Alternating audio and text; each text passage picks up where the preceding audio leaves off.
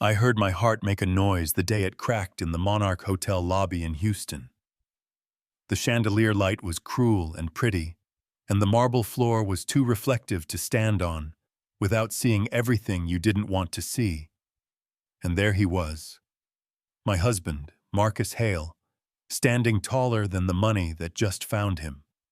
A woman in a tight dress looped through his arm like she'd won me at a raffle. I asked steady as I could where he'd been and who she was. And he studied my reflection in the elevator door like a smudge he could wipe away, told me I'd let myself go, said there was a standard at this level now. Then kissed her in front of everyone. Yeah, that happened. I remember the sound of the lobby taking a breath it didn't deserve. I remember the way humiliation burns more than it stings, and I remember turning for the exit and running straight into a man with a coffee who said my name like it was a soft place to land. Elena Brooks. Is that really you? It was Avery Stone, an old friend from college now. The guy whose company, Stone Harbor Group, had just approved Marcus's first real contract on a luxury build called Monarch Residences. And he took one look at my face and didn't ask questions, just said, "Not home." Safe drove me across the bayou to his guest house and put me somewhere quiet enough to hear myself breathe. The first night I didn't sleep, I sat in that clean little kitchen with the window cracked and found a cookbook with sticky notes in the margins, not about diets or punishments, about healing. Real food, steady routines, how your body acts like a storm after grief, and how it can settle if you give it time. Next morning, I made eggs the way my grandmother did, slow and patient. And there at that counter, I drew up a list. Doctor-therapist, a trainer who understands loss, and not just lunges, a routine I could love even when I didn't love myself. And when Avery stopped by, he saw the paper and nodded like a man recognizing an old road. I told him this wasn't about revenge, it was for me. And he said that's the only version that sticks. Weeks went by, and my body learned new kinds of sore, the good kind. After effort, the air tasted different when I walked instead of drove. The mirror started returning my eyes to me, and in the middle of that quiet rebuild, Avery showed up with 2 banker boxes and said, "You know contracts. I need help." And I looked at the labels. Stone Harbor Hale Development, Monarch Residences, and felt my stomach go cold because the rebar tags were off by a digit inspection reports, missing a vendor that didn't exist, and he was asking not as the friend who knew my history, but as the boss whose money was on the line, could I see it professionally and say what was true. I took a breath, the kind you take when you move a box that used to be your life, and said, "Send me everything." The first site visit, I wore a simple black dress under a hard hat and carried a clipboard, because paper tells the truth when people won't. Monarch looked gorgeous from the street, but inside is where promises get heavy drywall up, before the electrical sign-off, safety logs done like homework.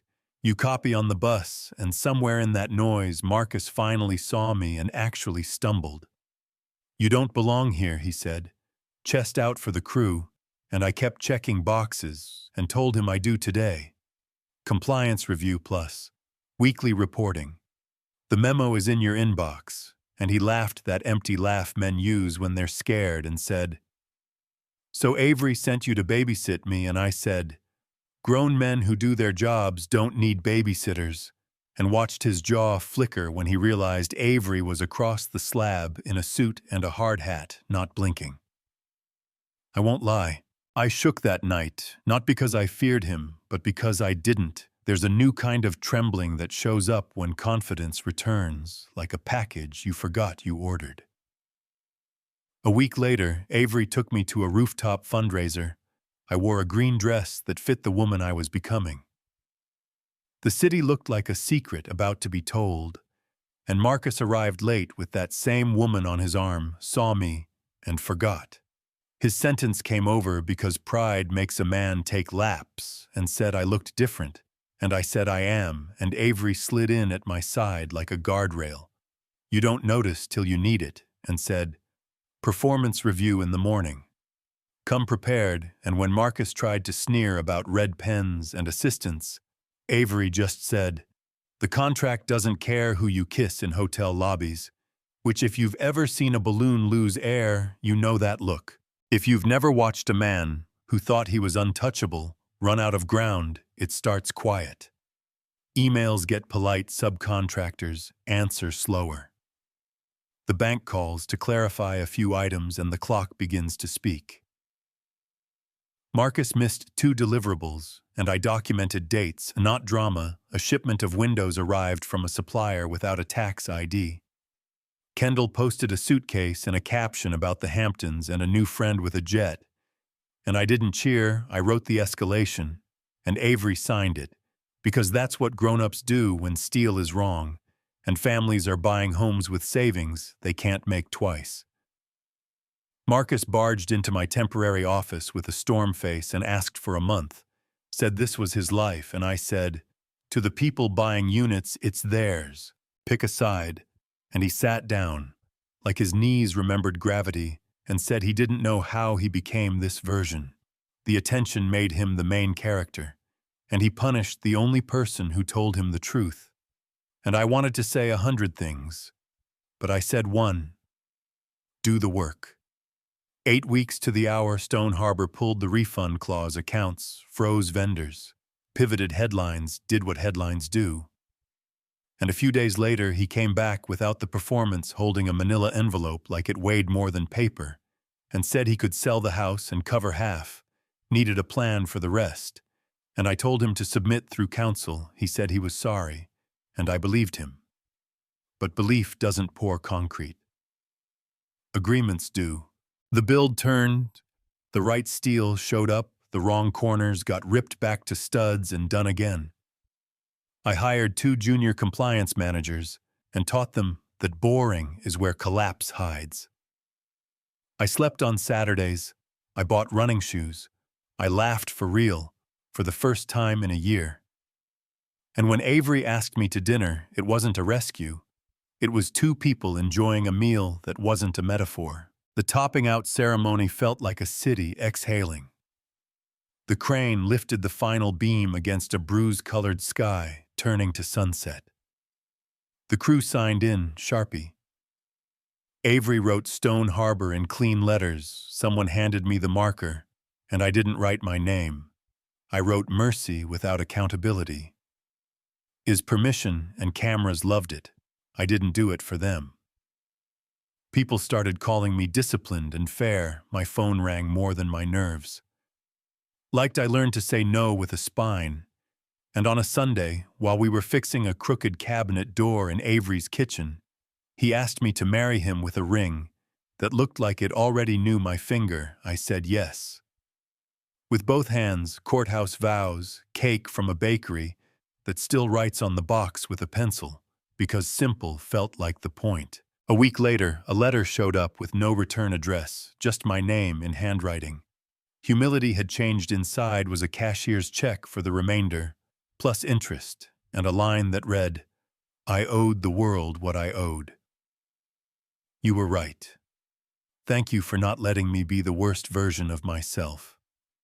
Em and I sat at the counter and couldn't decide if pride or exhaustion was louder. Made tea, breathed.